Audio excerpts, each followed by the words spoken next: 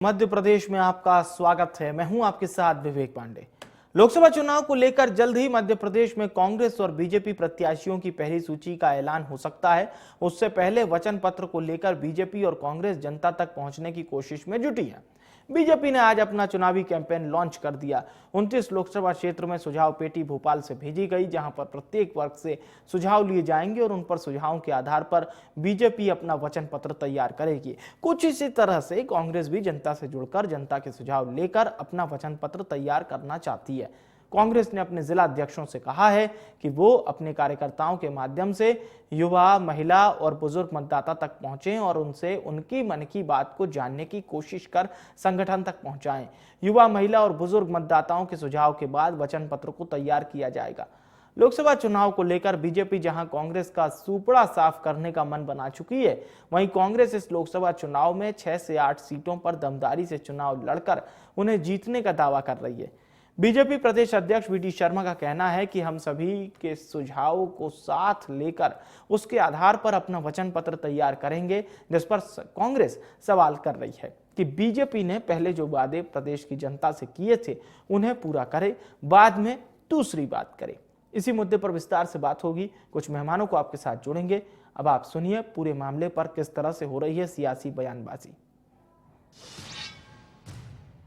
प्रधानमंत्री नरेंद्र मोदी जी के नेतृत्व में विकसित भारत मोदी की गारंटी के अभियान के तहत भारतीय जनता पार्टी मध्य प्रदेश की जनता आजादी के अमृत काल में किस तरह का विकसित भारत देखना चाहती है, इस संबंध में सुझाव हम सबने मध्य प्रदेश के अंदर आमंत्रित किए। तो ये संकल्प पत्र की टीम के लिए कि लोगों से सुझाव लेने के लिए विभिन्न स्थानों पर पार्टी की बैठकों में और कार्यक्रमों में सुझाव पेटियां लगाई जाएंगी। मिस कॉल नंबर 9090902024 9090902024 इस मिस कॉल के माध्यम से भी हम जनता को कनेक्ट करेंगे, सुझाव लेंगे। साथ में ही नमो ऐप पर विकसित भारत एम्बेसडर बना करके नमो ऐप के माध्यम से भी सुझाव लेंगे। तो फिर दूसरी ओर हमने ये तय किया है कि कार्यक्रमों से लेकर नुक्कड़ नाटक और अलग अलग प्रकार से जो हमारे सभी प्रकोष्ठ हैं, समाज के अलग अलग सेगमेंट के लोगों को जोड़कर वकीलों के क्या सुझाव हैं, चार्टर अकाउंटेंट के क्या सुझाव हैं, युवाओं के क्या सुझाव हैं। 18 से 19 साल का नया मतदाता माननीय प्रधानमंत्री बार बार कहते हैं 2047 का मेरा भारत कैसा होगा, ये ड्रीम्स आज का नौजवान देखता है। अगर ईमानदारी से भाजपा सुझाव लेना चाह रही तो मुझे लगता है जनता सबसे पहले बात करेगी 15 लाख 2 करोड़ रोजगार प्रतिवर्ष, क्योंकि लोकसभा चुनाव का समय है। और भी जो कई सारे वादे मोदी सरकार ने किए, तो उसके बाद मोदी जी आज तक मीडिया के सामने नहीं आए तो सिर्फ अक्षय कुमार से मिलकर चले गए। तो अगर ईमानदारी से वो सुझाव को, मैं तो कहता हूँ भारतीय जनता पार्टी ओपन कर दे, सार्वजनिक कर दे, सुझाव उसमें ऐसे ऐसे आएंगे, निश्चित तौर पर सुझाव किसानों के वो उजागर करे, बहु बेटियों के सुझाव उजागर करे और युवाओं के, बेरोजगारों के सुझाव उजागर करे। क्योंकि वर्तमान में उनके ही सांसद वरुण गांधी का कथन है, बयान है कि 1 करोड़ सरकारी नौकरियां पूरे देश में अभी खाली हैं जिन पे नियुक्तियां नहीं की हैं। मैं कहता हूं नियुक्तियां कर दे, उसके बाद सुझाव ले, और अगर सुझाव ले रहे हैं तो उसको पूरा सार्वजनिक करें। तो चलिए अब समझने की कोशिश करते हैं किस तरह से दोनों पार्टियां अपनी अपनी तैयारियों में जुटी हुई हैं। 2 खास मेहमान इस वक्त चर्चा में हमारे साथ मौजूद हैं। ब्रजराज सिंह जी हैं प्रवक्ता भारतीय जनता पार्टी के, सौरभ शर्मा जी हमारे साथ जुड़ चुके हैं, प्रदेश सचिव हैं कांग्रेस पार्टी के। बहुत स्वागत है आप दोनों मेहमानों का इस चर्चा में। ब्रजराज जी, चर्चा की शुरुआत में आपसे ही करना चाहूंगा। ऐसा लग रहा है कि रिजल्ट से पहले ही भारतीय जनता पार्टी पूरी तरह से मान के चल रही है कि अब की बार 400 पार हो ही गया है, या पूरा बिल्कुल माहौल आप लोग बना दिए हैं?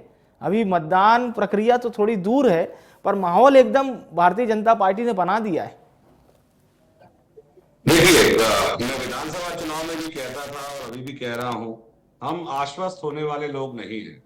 हम लोग कार्य करने वाले लोग हैं और स्तर पर कार्य करते हैं। हाँ, चुनाव से आगे रहते हैं क्योंकि हम हमेशा कार्य करते रहते हैं। हाँ, सोचते रहते हैं, विचरण करते रहते हैं, विचार विमर्श करते रहते हैं, सर्वे चलते रहते हैं, उनकी रिसर्च आती है, उन पे अलग अलग स्तर पे कार्य होता है। और जब जिसकी बारी आती है तब हमारे यहाँ ऐसा नहीं होता कि जब प्यास लगी तब कुआं खोदा, पानी पिया और फिर चादर ओढ़ के सो गए। हम राष्ट्र से प्रेम करने वाले वो लोग हैं जो लगातार चाहते हैं कि भारत देश एक विकसित देश बने। जी और जी जी विकसित देश बनने के लिए कोई एक दिन में नहीं हो जाएगा, ये निरंतर प्रक्रिया है। तो इसी निरंतर प्रक्रिया के अंतर्गत हम लोग भी प्रयासरत हैं कि लगातार कार्य करते हुए कार्य करने की पराकाष्ठा को पार करना चाहते हैं, जिससे देश का जो गौरव है वो हासिल किया जा सके। अच्छा, ठीक है। लेकिन ऐसा नहीं लग रहा कि बिल्कुल चुनाव से पहले जो एक एडवर्टीजमेंट है इतना ज्यादा कि बस मोदी 3.0, यानी कि चुनाव तो अब हम जीत चुके हैं, बस औपचारिक ऐलान बाकी है। कुछ नहीं है, देखिए मोदी जी तब भी कार्य कर रहे थे, मोदी जी आज भी कार्य कर रहे हैं, मोदी जी की टीम तब भी कार्य कर रही थी, आज भी कार्य कर रही है। कार्य के रूपरेखा बदली है। हम कभी विपक्ष में थे तो सत्ता में आने के लिए कार्य कर रहे थे, आज हम सत्ता में हैं तो सत्ता में रहकर सत्ता के हिसाब से चीजें कर रहे हैं। हमने जो वादे किए हैं, जो संकल्प पत्र लेके हम आगे बढ़े हैं, उनमें से हमने कुछ पा लिए हैं, कुछ पाना बाकी है, कुछ में संशोधित पा लिए हैं तो उनको पूरा करना है। अब कुछ नए नए वादे लेके हम आना चाहते हैं। तो हम चाहते हैं कि भारत की जनता जो हमें चुनती है, हमारी सरकार बनवाती है, वो भी हमें बताए कि हमने क्या कर लिया अच्छा, हमें और क्या करना चाहिए अच्छा। देखिए यहाँ पर मैं आपको एक बात जरूर कहना चाहता हूं कि हम मोदी जी की गारंटी जो विकसित भारत के लिए है, उस पर जनता भरोसा कर रही है। आप पी चिदम्बरम जी का एक वक्तव्य पढ़ लीजिए, सुन लीजिए। शेखर गुप्ता जी जो कि काफी न्यूट्रल पत्रकार हैं और हमेशा मोदी जी को गरियाते रहते हैं, उनका वक्तव्य देख लीजिए कि हाँ, जनता में मोदी की गारंटी पर भरोसा हुआ है। जो स्कीम मोदी जी और भारतीय जनता पार्टी उनकी सरकारें लाती हैं वो जमीन पर उतरती हैं, उनका फायदा लाभार्थी को होता है, लाभ मिल रहा, जनता हमारे साथ खड़ी है। ठीक है, ठीक है, जनता आपके साथ खड़ी हुई है। सौरभ जी क्या कहेंगे? अब चुनाव भले ही थोड़ा दूर है, नतीजे उसके बाद आएंगे, फिर नई सरकार बनेगी, नए प्रधानमंत्री शपथ लेंगे, लेकिन ऐसा माहौल पूरा बना दिया गया है कि ये चुनाव तो बीजेपी पहले से ही जीत चुकी है। अब आप लोग फिर से विपक्ष की तैयारी कीजिए कि विपक्ष का नेता कौन बनेगा, विपक्ष का उपनेता कौन होगा, राज्यसभा में विपक्ष का नेता कौन होगा। आप सरकार में तो नहीं आ रहे, प्रोजेक्शन तो पूरा ऐसा ही पहले से सेट हो चुका है, इसके अतिरिक्त और कुछ भी नहीं। ये तो आपने बड़ी गजब बात कर दी, एक टीवी चैनल के एंकर होते हुए भारतीय जनता पार्टी की जो आप बोली बोल रहे हैं, आपको इसके लिए बहुत बहुत भाजपा की तरफ से धन्यवाद मिल सकता है। मैं तो विजेंद्र भाई की बात सुन रहा था, तो आपको क्या कुछ और नजर आ रहा है? चलिए आकलन आप भी कीजिए, मेरे को बोलने दीजिए, बड़े विस्तार से आपने मैं तो कह रहा हूँ आप धन्यवाद करवा दीजिए, वो एक अलग बात है, लेकिन क्या आपको इसके अलावा कुछ और नजर आ रहा है? तो मैं वो जरूर जानना चाहूंगा। देखिए आज की जो बहस का आपने पैनल बिठाया, अभी मैं आपका सुन रहा था, विषय क्या था, उस विषय से हटके विजेंद्र भाई ने अपनी बात करी कि हम राष्ट्र को प्रेम करने वाले हैं। बड़ा ही हास्यास्पद बात है कि राष्ट्र को प्रेम करने वाले गांधी को छोड़ के गोडसे को प्रणाम करते हैं, पहली चीज। दूसरी चीज, भारतीय जनता पार्टी जिस तरीके से भाजपा दावा कर रही है कि हम आम जन तक जा रहे हैं, उनसे सुझाव ले रहे हैं, 3.0 का दावा कर दिया। विजेंद्र भाई बहुत तसल्ली से मैंने आपको सुना था। चलिए ब्रजराज जी, अब सौरभ जी बोले। आप अपना संकल्प पत्र बनाने, आप अपना घोषणा पत्र बनाने आम जनता तक जा रहे हैं, धरातल पे जाके उनसे बात कर रहे हैं। मिस कॉल से आम जनता आपको मांग कर रही है कि आपकी सरकार आने पर हमको ये व्यवस्थाएं होनी चाहिए, ये तौर पे आपका संकल्प पत्र जारी हो रहा है। विजन भाई से मैं पूछना चाहता हूं कि 2023 के जो विधानसभा के चुनाव थे, उसमें जो आपने संकल्प पत्र जारी करा था, जिसमें गेहूं की खरीदी आपने 2700 रुपए बोला था, धान की खरीदी 3100 रुपए बोला था, सिलेंडर आपने 400 रुपए बोला था, लाडली बहना को आपने 3000 रुपए बोला था, मध्य प्रदेश के नौजवानों के लिए रोजगार पे बोला था, पटवारी परीक्षा में हुई धांधलियों पर जांच बिठाने का बोला था, असेंबली इलेक्शन से लेके पार्लियामेंट के इलेक्शन तक आपने जो अपना संकल्प पत्र जारी करा था, जो अपना वचन पत्र जारी करा था, उसमें कितनी बातें आपने अमल में लाई। पहली चीज, हाँ। भारतीय जनता पार्टी जिस तरीके से विजेंद्र भाई बोल रहे थे कि हम जब विपक्ष में थे तो हमारी कोशिश रहती थी कि हम सत्ता में आए, और जब सत्ता में रहते थे तो बोलते बोलते अटक गए। वो ये बोलना चाह रहे थे कि जब हम सत्ता में आए तो हमारी कोशिश है कि कैसे हम सत्ता में बने रहे, और कैसे हम सत्ता में बने रहे इसके अनेकों उदाहरण हिंदुस्तान की अलग अलग राज्यों में किस तरीके से सरकारों को लूटा गया, छीना गया, ये पूरा हिंदुस्तान देख रहा है। मैं आपसे एक बात कहना चाहता हूं, आज जो मूल समस्या है इस देश की, कभी उस पे इतने बड़े पैमाने पे ना बहस दिखाई जाती है, ना उन मुद्दों पर सरकार काम करते दिखती है। आज 10 साल पूर्ण होने जा रहे हैं मोदी सरकार को, रोजगार की क्या स्थिति है आप देख लीजिए। हम तीसरे चौथे नंबर की अर्थव्यवस्था में शामिल होने जा रहे हैं भारतीय जनता पार्टी और माननीय मोदी जी के हिसाब से। और उसके बाद देश के जो 80 करोड़ लोग हैं उनको हम मुफ्त में राशन दे रहे हैं। 1576 करोड़ मध्य प्रदेश में हम लाडली बहनाओं को दे रहे हैं। उसके बाद भी हम दावा कर रहे हैं कि हम विश्व की तीसरी चौथी अर्थव्यवस्था बनने जा रहे हैं। तो ये दोनों जो बातें अलग अलग कॉन्ट्रडिक्टरी रहती हैं, ये आम जनता समझ में आने लगी है। जिस तरीके से भारतीय जनता पार्टी का फेलियर हुआ है, आप 2014 की जो भारतीय जनता पार्टी के संकल्प पत्र थे, उनके जो भाषण थे, उनके जो वादे थे, आप स्वतः से उठा के देख लीजिए कि आज 10 साल में धरातल पे वो कितने क्रियान्वित हुए। अच्छा, अब मैं वापस से केवल एक बात पूछना चाहूंगा सौरभ जी, टक्कर कैसे देंगे मध्य प्रदेश में? 29 लोकसभा क्षेत्र कैसे जीतेंगे? और 543 की लोकसभा में आप सरकार किस प्रकार से बनाएंगे? वो जादुई आंकड़ा कैसे छुएंगे 272, 273 का? देखिए, आप बड़े सीनियर पत्रकार हैं, आप कांग्रेस पार्टी की सोच, कार्य करने का तरीका और भारतीय जनता पार्टी की सोच, दोनों को आप भली भांति जानते हैं।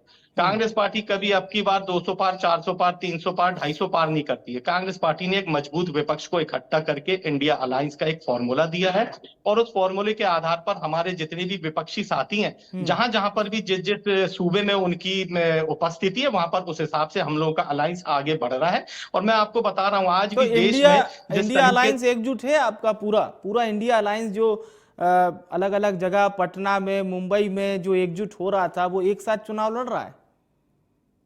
नहीं, ठीक है, अगर कहीं एक दो इक्का दुक्का चीजें हो गई तो क्या ये एनडीए के साथ नहीं हुआ क्या? हमारे जहां पर अलायंस है वहां पर वो इंटैक्ट है। अभी चुनाव की घोषणा होने दीजिए। वो तो आपके वाले अलायंस ही ले रहे हैं। बिहार में जेडीयू आपसे ले लिया, संभावना है, आप समझते हैं जी? बिहार में जेडीयू ले लिया आपसे, इतना बड़ा दल।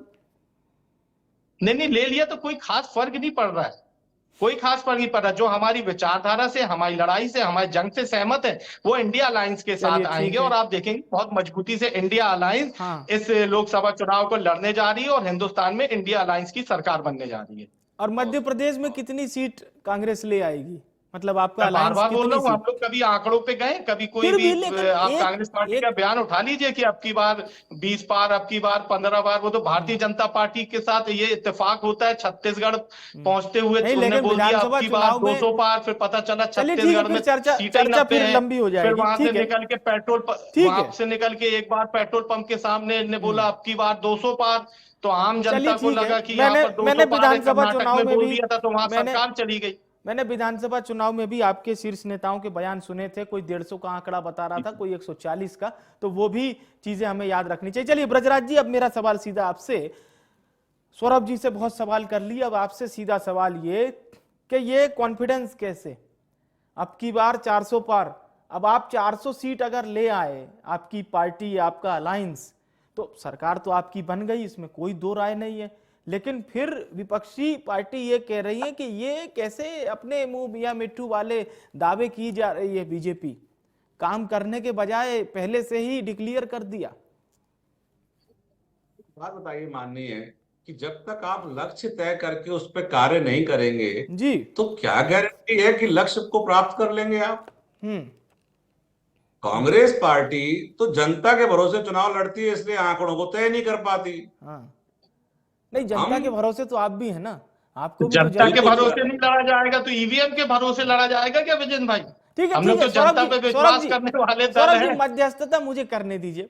हम लोग ना सरकारी मशीनरी पे विश्वास करते, ना ईवीएम पे करते। सौरभ जी, उनको भी समय दिया जाए, क्योंकि आपके सवाल जवाब पे भी वो विंडो ऑफ साइलेंस सुन रहे थे। बोलिए गुजरात जी।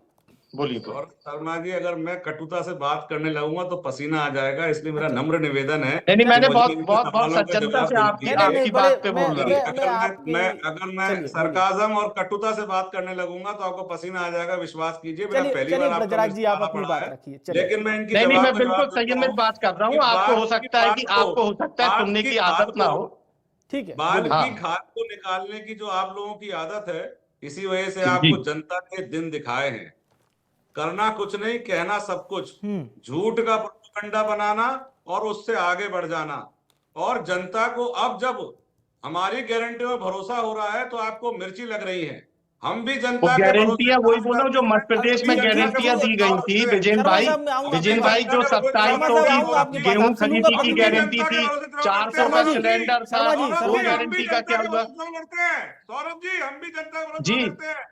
लेकिन हम जी। आंख में आंख मिला के जनता से कह सकते हैं कि ये कहा था 2700 की गेहूं खरीदी की सौरभ गारंटी का जी, क्या हुआ सौरभ विजेन जी, भाई? 400 के सौरभ जी, सिलेंडर कृपया की कृपया। गारंटी का क्या हुआ? 3000 की लाडली चलिए, बहनों की मैं गारंटी चाहूंगा का थोड़ा क्या हमारे हुआ? सम्मानित प्रवक्ताओं का माइक अभी थोड़ा किस सा डाउन किसान किया को जाए। 2700 की थोड़ा सा एमएसपी माइक पे माइक उसकी डाउन कर गेहूं दीजिए। खरीद की गई मध्य प्रदेश में, तो कैसे उस बात को, आपकी बात को स्वीकार लिया ठीक है, जाए? थोड़ा सा डाउन कर दीजिए हमारे। हाँ, ब्रजराज जी, सौरभ जी, आपके जी माइक को डाउन किया गया है, आपकी आवाज इस वक्त ऑन एयर नहीं जा रही है। मेरा बहुत विनम्र निवेदन है आप दोनों प्रवक्ताओं से, बहुत आप सम्मानित प्रवक्ता हैं, पहले ब्रजराज जी अपनी पूरी बात कर लें, और सौरभ जी आपको जो उनकी बातों को खंडन कर रहे हैं आपको भी समय दिया जाएगा। पहले ब्रजराज जी अपनी बात रखें। जी बोलिए सर। 400 पार का आंकड़ा कैसे आया, या हम कैसे लक्ष्य को बना के आगे बढ़ते हैं, कैसे हम जनता में अपनी बात पहुंचाते हैं, क्यों जनता हम पर भरोसा करती है, क्यों जनता मोदी पर भरोसा करती है, इन सवालों के जवाब हमको कांग्रेस वालों को सड़क पे घूम घूम के जनता से पूछना चाहिए। हमसे ना पूछें, हमारा काम है जनता में विश्वास बनाना, जनता को अपने साथ लेना, और हमने जी। उनको लिया है अपने साथ में। आज हमने 370 हटाई है तो हम ठोक के कहते हैं कि जनता हमको 370 सीटें दे, जिससे हम और कुछ कार्य हैं जो नहीं कर पाए हैं उनको पूरा करें। और सौरभ शर्मा जी से मेरा एक नम्र निवेदन है, 46-47 मिनट की एक वीडियो भेजूंगा जो आज से 15 दिन पहले हमारे माननीय प्रधानमंत्री जी ने हमारी इसमें अधिवेशन में स्पष्ट रूप से सब कुछ कहा है कि हमने क्या किया है, हम क्या करने वाले हैं, हमको क्या करना है। अब ये हमेशा उसी पे अटके रहते हैं कि वो 450 का सिलेंडर, फलाना ढिकाना, रोजगार, बेरोजगार। अरे भाई, हाँ, ये कोई मुद्दे नहीं है, बात ठीक कह रहे हैं आप, बात ठीक कह रहे हैं। ये 450 का सिलेंडर रोजगार। अब आप उनको पूरी बात तो रख ले दीजिए सौरभ जी, मैं आ रहा हूँ आपके पास। ब्रेक हो गया था आपका, मैं सुन नहीं पाया था विजेन भाई की पूरी बात। आपका थोड़ा ये है ना, मैं सौरभ जी आपके पास आ ही रहा हूँ। ब्रजराज जी आप अपनी बात पूरी करिए। जी बोलिए। मैं यही कहना चाह रहा हूं माननीय कि ये लय को तोड़ देते हैं जिससे बात कहीं की कहीं चली जाए और दिल ना आ जाए। मैं बहुत शांति से, आज मैंने टोका था, आपने टोका, मैं चुप हो गया। मेरा माननीय जी, मेरा आपसे इतना कहना है कि सारे सवालों के जवाब हैं। मुझे एक बात बता दीजिए, क्या इस देश के जितने भी आंकड़े हैं सारे के सारे झूठे हैं? क्या जो सड़कें बन रही हैं वो क्या हवा में बन रही हैं? क्या जो अस्पताल खुल रहे हैं वो क्या हवा में खुल रहे हैं? क्या उनको कोई जादुई शक्ति बना रही है जिससे रोजगार पैदा नहीं होता है? क्या सड़कें, ये पुल जिनके उद्घाटन हो रहे हैं, आज ही प्रधानमंत्री जी ने एक फर्टिलाइजर प्लांट का उद्घाटन किया है जिसका उन्होंने शिलान्यास किया 2018 में। ठीक है, इनके कितने अधूरे प्रोजेक्ट जिनको हमने पूरा किया। मैं सौरभ जी आपसे पूछ रहा हूं कि आप इतने असंवेदनशील कैसे हो सकते हैं कि देखते हुए भी आप ये कह रहे हैं कि अंधेरा है। सौरभ शर्मा जी से सीधा जवाब ले लेते हैं। जनता जो काम बोलिए सौरभ शर्मा जी। ठीक है सर, ब्रजराज जी सुन लेते हैं सौरभ जी का जवाब। एलपीजी कनेक्शन जो हुए हैं वो फर्जी है, ये जो मेट्रो रेलें चल रही है वो सब फर्जी है, प्रत्यक्ष कर संग्रह जो हो रहा है अब आप जवाब सुन लीजिए। अब आप सौरभ जी, अब आप जवाब आंखें खोलिए सौरभ जी, आंखें। चलिए सौरभ साहब प्लीज। जी बोलिए सर। क्या बोलूं? अब सब तो विजेन भाई ने बोल ही दिया है। आपकी बारी आई है, आंकड़े आप बीच बीच बोलना चाह रहे थे। सुनिए तो, हाँ बोलिए।